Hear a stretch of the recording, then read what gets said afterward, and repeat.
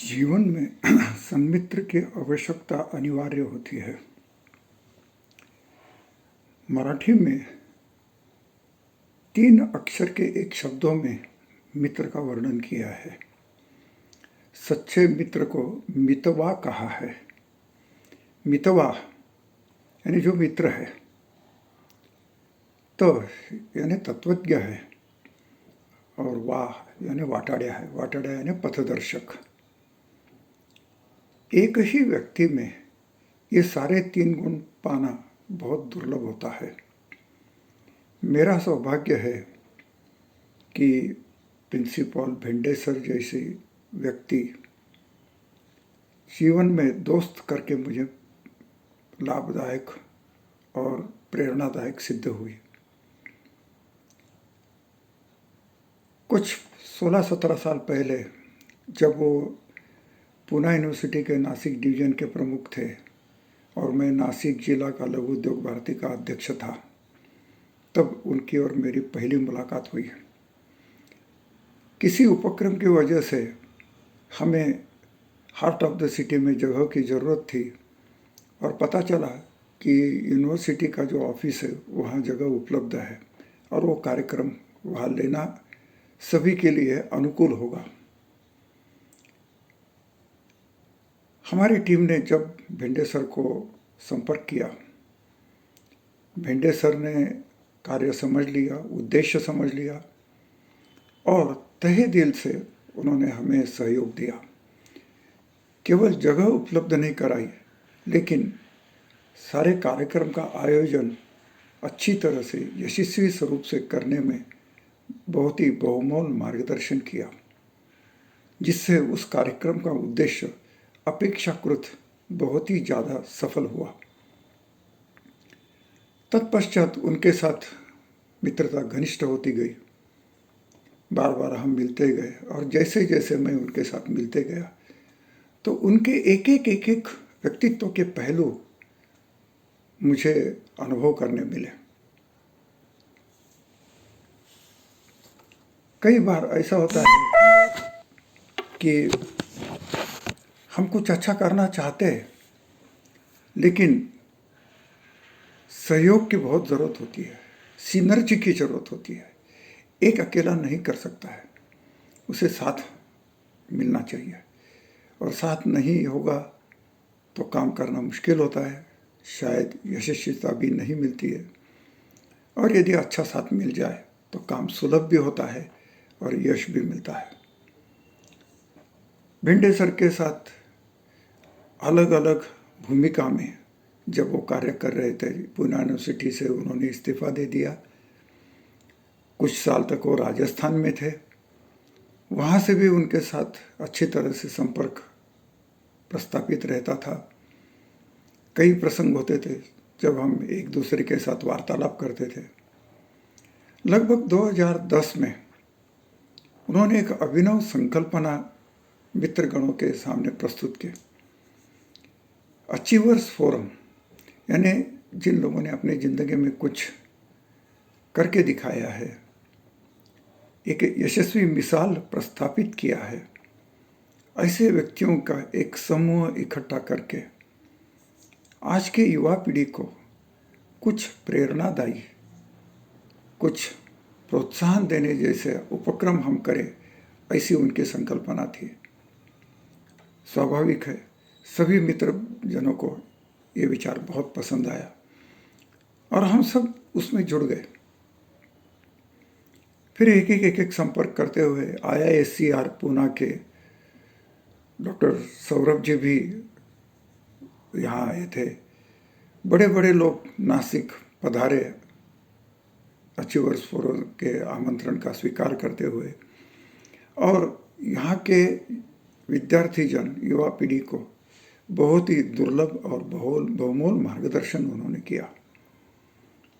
विद्यार्थियों के लिए यह बहुत ही उपयुक्त उपक्रम था। संयोगवशात फिर भेंडेसर राजस्थान चले गए और उस उपक्रम को कंटिन्यू नहीं रखा गया, खंडित हो गया।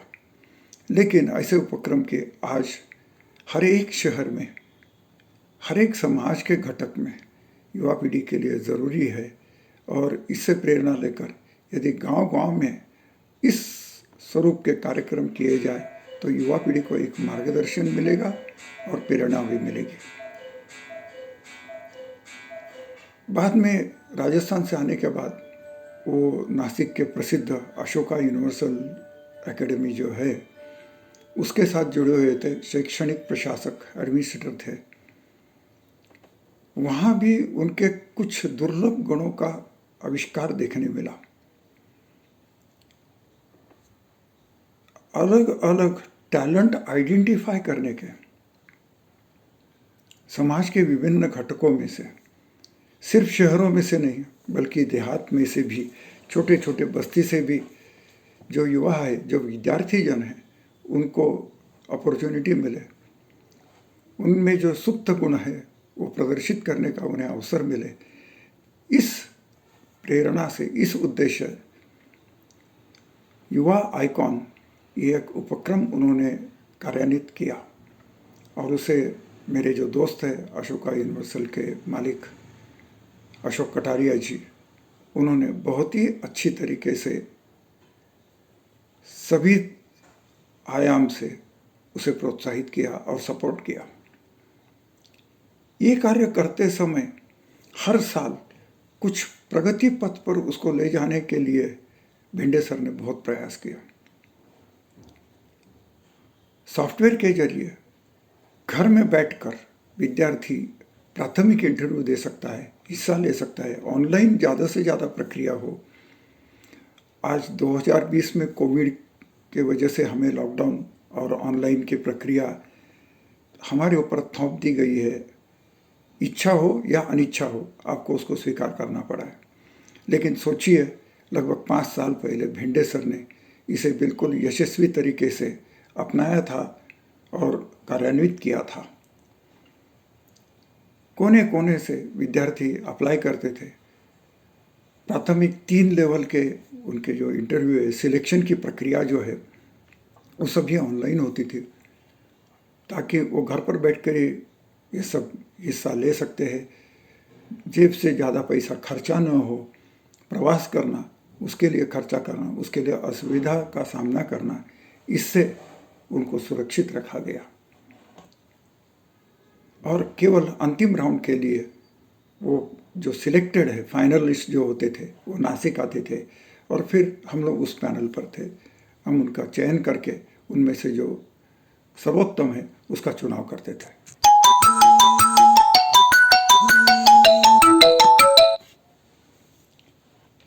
ये सब प्रक्रिया में नए नए सॉफ्टवेयर डेवलप करना, अशोका यूनिवर्सिटी की जो अलग अलग टीम है, शिक्षक शिक्षिकागण हैं, आईटी की टीम है, उन लोगों को नए नए रास्ते दिखाना, नए नए संकल्प उनके सामने प्रस्तुत करना, नए नए विचार उनके सामने प्रस्तुत करना और उसे कार्यान्वित करने के लिए उन्हें मार्गदर्शन करना।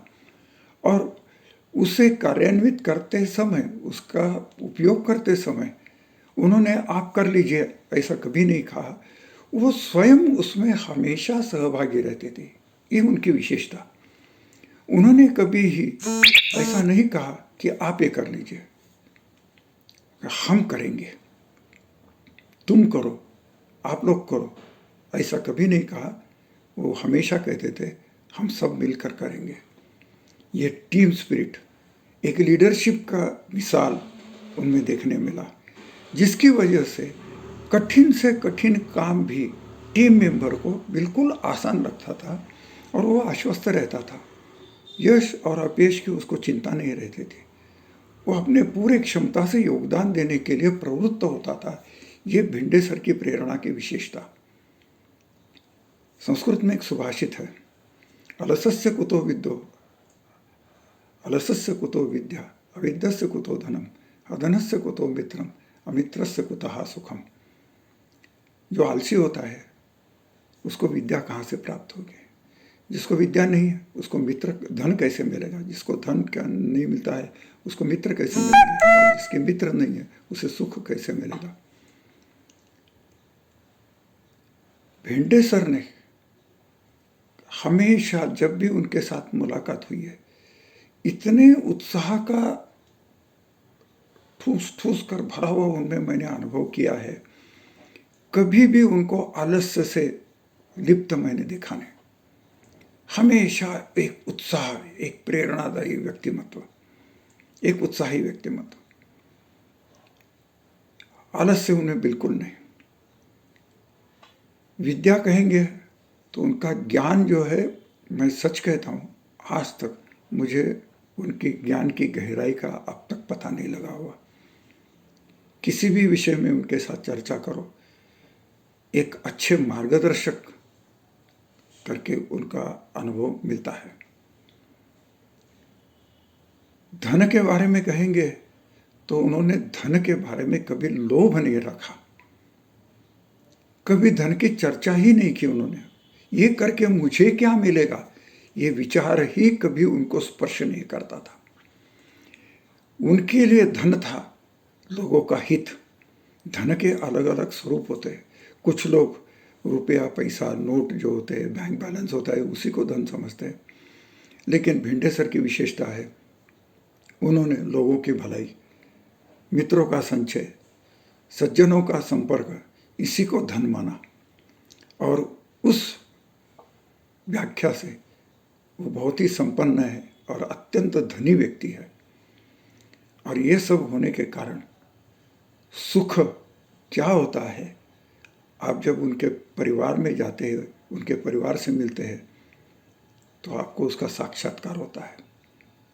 एक सुखी कुटुंब, एक परिपूर्ण कुटुंब। भाभी जी एक आदर्श गृहिणी है, आदर्श माता है, आदर्श पत्नी है, आदर्श भाभी है। उनकी बेटी भी, बेटियों में भी एक आविष्कार देखने मिलता है कि जो हमेशा उत्साही है, हमेशा नया कुछ करने का प्रयास करते रहती है। प्रयोगशीलता, ये भिंडे सर के कारण उनके सारे परिवार में प्रवाहित हुआ है। उनका वर्णन क्या करें।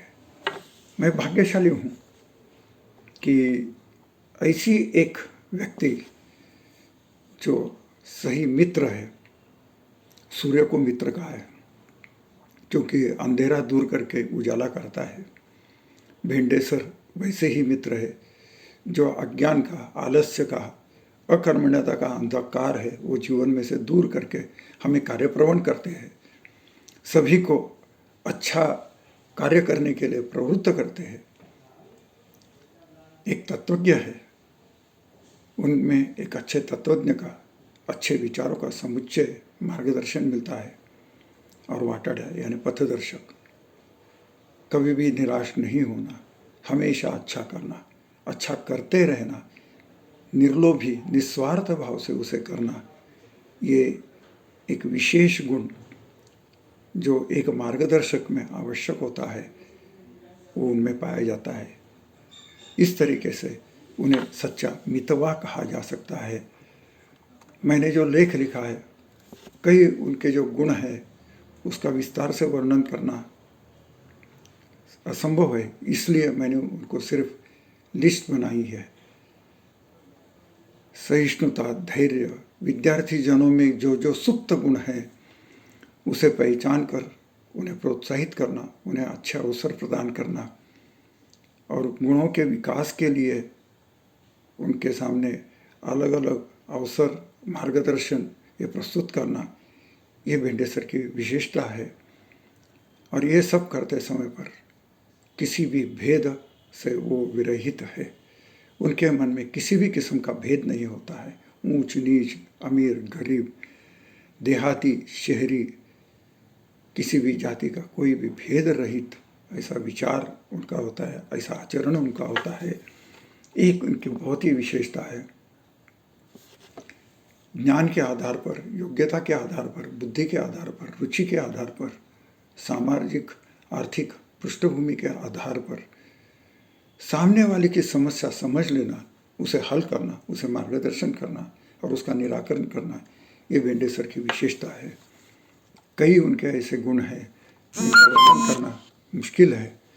मैं अपने आप को भाग्यशाली समझता हूँ कि प्राचार्य भिंडे सर जैसी एक महान व्यक्ति जीवन में मुझे मित्र करके मिली, लेकिन सही अर्थ से मेरे लिए वो मार्गदर्शक है, गुरु है। उनके 71वीं जन्मदिन पर, जन्मगांठ पर मैं उन्हें दीर्घायु, ऐश्वर्य, आरोग्य, संपन्नता, यश, कीर्ति ये सभी प्रदान करे, ऐसे ईश्वर के पास प्रार्थना करता हूँ। इन शुभकामनाओं के साथ मैं अपने शब्दों को विराम देता हूँ। धन्यवाद।